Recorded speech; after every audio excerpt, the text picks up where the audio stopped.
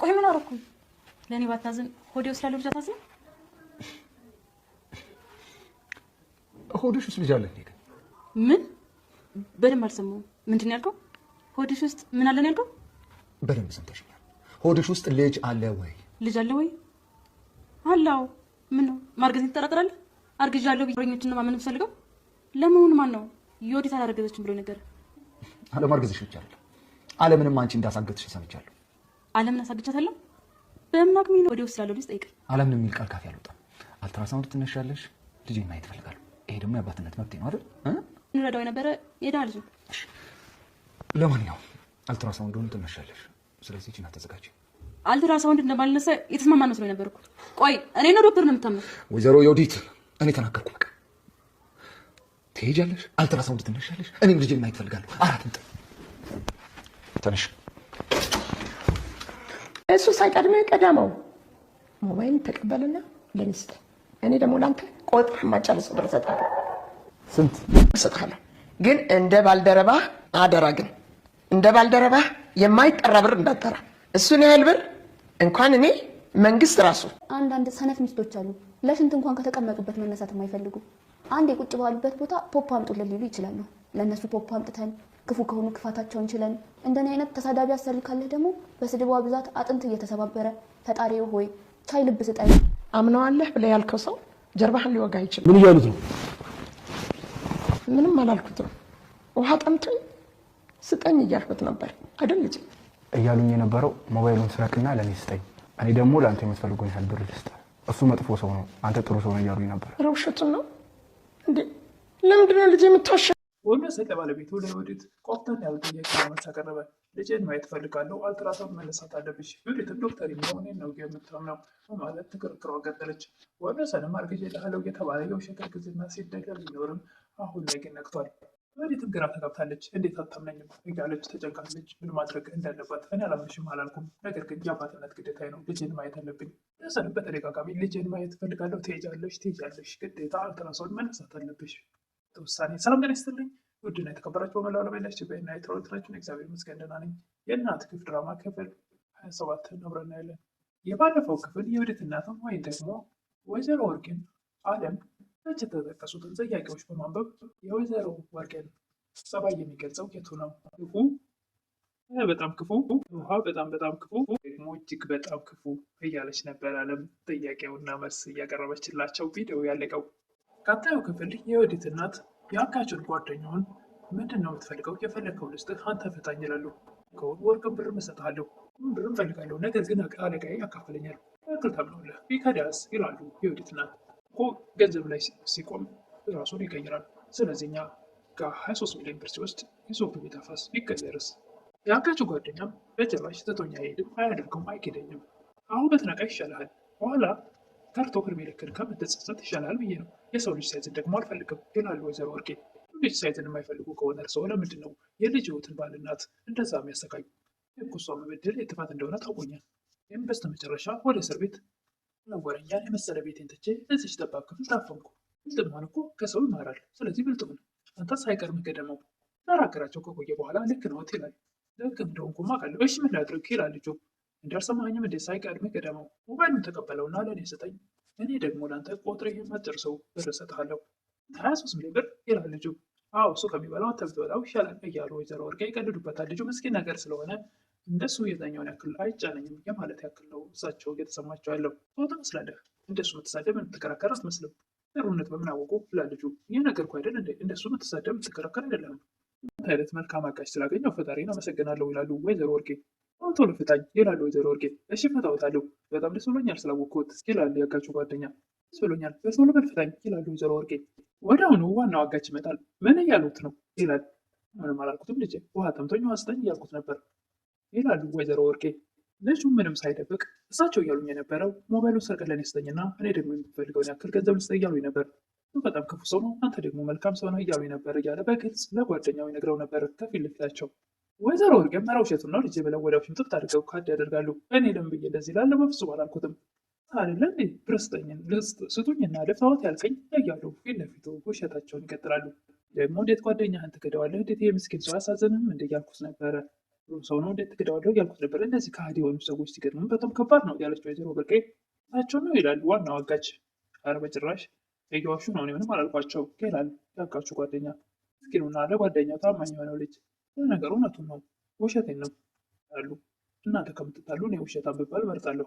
ምክር ግን ልምከርህ፣ አምኖ ያለው ያልከው ሰው ጀርባህን ሊወጋ ይችላል። እኔ ነኝ ጓደኛዬን ጀርባውን የምወጋው ይላል ልጁ። ወይዘሮ ብርቄን መቀበጣጠራቸውን ይቀጥላሉ። ጓደኛዬ በጣም መጥፎ ሰው ነው። በጣም ብዙ ገንዘብ ነው የጠየቀውት 23 ሚሊዮን ብር። እኔ እሱን ያክል አልጠይቀውትም። 3 ሚሊዮን ይበቃኛል። 3 ሚሊዮን ስጡኝ፣ እኔ ሞባይሉ ሰርቄ ሰጠውታለሁ ብሎ አላለኝም። እያሉ ይቀበጣጠራሉ። እናውም ውጣ ከዚህ ይላል። በፍጹም እኔ እንደዛ አላልኳቸውም፣ እመነኝ ይላል። ውጣ ብያለሁ ውጣ ብሎ ኮስተር ይላል ጓደኛው። ወዲያውኑ ጓደኛውን ውጣ ብሎ ካስወጣ በኋላ ወይዘሮ ወርቄ ልጄ የትልቅ ሰው ምክር ስማ፣ በጣም መልካም ሰው ነው፣ ጥሩ ሰው ነው። ፊትህ እንኳን ያስፈሪ ፊት ቢሆንም የፈጠረው ፈጣሪ ነው። ለምን እንደዚህ አድርገህ ፈጠርከኝ ብለው አስፈሪ አድርጎ ቢፈጥርህም ለነገሩ ልብህ ጥሩ ነው። የወዲትም ወንድወሰንን ምን ሆነ ነው ምነካው እያለች ጥያቄ ታቀርባለች። እንደ ድሮ አይደለም ትላለች። ቢያንስ ለእኔ ባታስብ ወደ ውስጥ ላለው ልጃችን አታስብም ትላለች። ወደ ሱስ ልጅ አለ እንደ ይላል ወንድወሰን። እንዴት ትደነግጣለች? ምን ትላለች? ሰምተሽኛል በደንብ እባክሽ። እና ማርገጤን ትጠራጠራለህ እንዴ ትላለች። ልጅ ያለው ብዬ የዋሸው መስሎህ ነው? አንቺ ብዙ ነገር እየሰማሁ ነው። አንቺ ልመን ወይስ ሌሎቹን? ማንም እንዳለበት አታውቅም እንዴ? እኔን ባለቤትህን ወይስ ደግሞ አንተን ትዳር ለመበጥበጥ የሚፈልጉ ምቀኞችን ነው መተማመን ያለብህ ወይስ እኔን ነው እያለች በተደጋጋሚ ክርክሯን ትቀጥላለች። ምነው ለመሆኑ ዮዲት አላረገዘች ብሎ የነገረህ ትላለች። ወንድወሰንም አለማርገዘች ብቻ ሳይሆን ዓለምንም አንቺ እንዳሰገቻት ሰምቻለሁ እና ዮዲት አላረገዘችም ዓለምንም አሳስራታለች የሚሉ ተራ ሰዎች ወሬ ሰምተህ ነው እኔንም አታምናኝ ትላለች። ምን ማመን እንዳለብኝ አላውቅም፣ ግራ ተጋብቻለሁ ይላሉ ወንድወሰን። እኔናው ማመን ያለብህ ባለቤትህን። ወንድወሰንም ለማንኛውም አንድ ነገር እንድታደርግልኝ ይፈልጋሉ ይላል። እሺ ምንድን ነው? እኔ ባል የሚለኝን ነገር እሰማለሁ።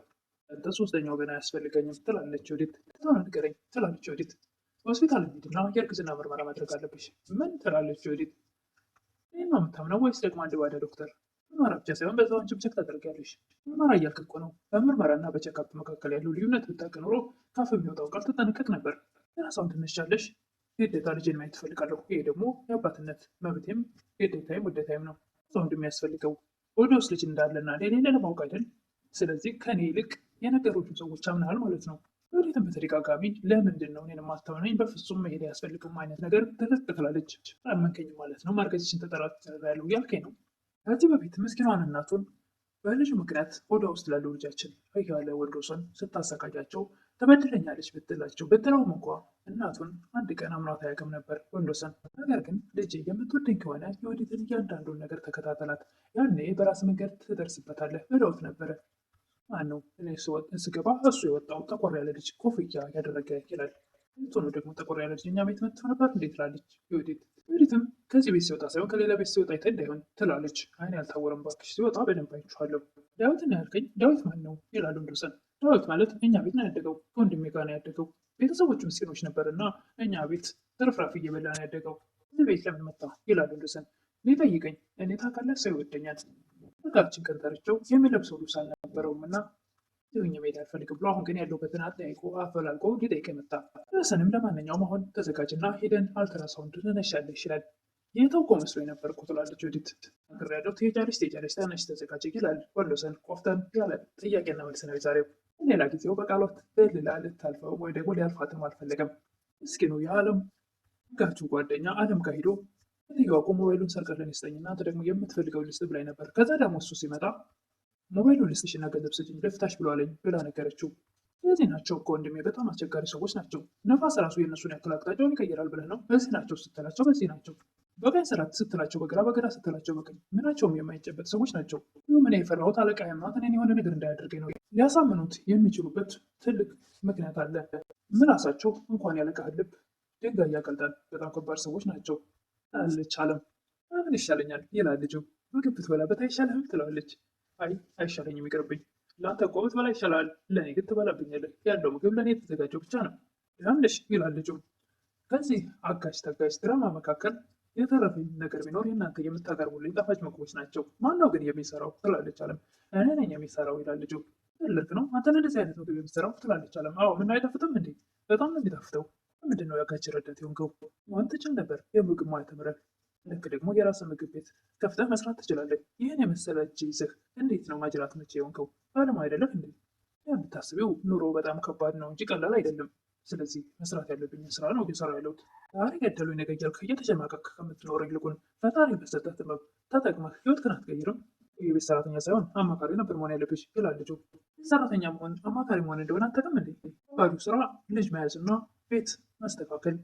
አለቆቻችን የግል ኃላፊነታቸውን ስራ ሄደው ሲመጡ እኛ ደግሞ ቤት አጽድተን ምግባቸውን ሰርተን ለልጆቻቸው የሚያስፈልጋቸውን ሰጥተን ልጆቻቸውን በስነ ስርዓት ይዘን አብልተን አጠጥተን አጫውተን።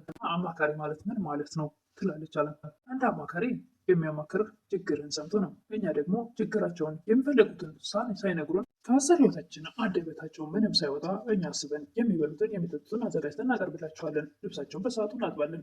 የሚፈልጉትን በአጠቃላይ መልኩ ከእነሱ አንደበት ሳይወጣ ከአማካሪም በላይ አማካሪ ሆነን እኛ የሚፈልጉትን በሙሉ እናሟላለን አለች አለም። በዛ ላይ ደግሞ አንዳንድ ሰነፍ ሚስቶች አሉ። የተቀመጡበት እንኳን የማይነሱ በተቀመጡበት ሽንት ቤት እንኳን መሄድ የማይችሉ ኦፖን ጥድም ለማለት የሚቀራቸው ይሄ ብቻ የሚቀራቸው ሴቶች አሉ። የሚፈልጉትን አድርገን ክፉም ከሆኑ ክፋታቸውን ችለን እንደዚህ አይነት አሰሪ በጣም ክፉ ከሆኑ ደግሞ በስድብ ብዛት አጥንታቸው ተሰባብሮ ወይ የሚችል ልብ ስጠን እያልን በጸሎት እያከምን የተሰበረው ልባችንን ብዙ ሰራተኞች አሉ። በአለቆቻቸው በአሰሪዎቻቸው የሚደበደቡ ለመኖር ሲሉ ሁሉን ነገር ችለው ብዙዎች አሉ በስጋ ውስጥ የሚኖሩ።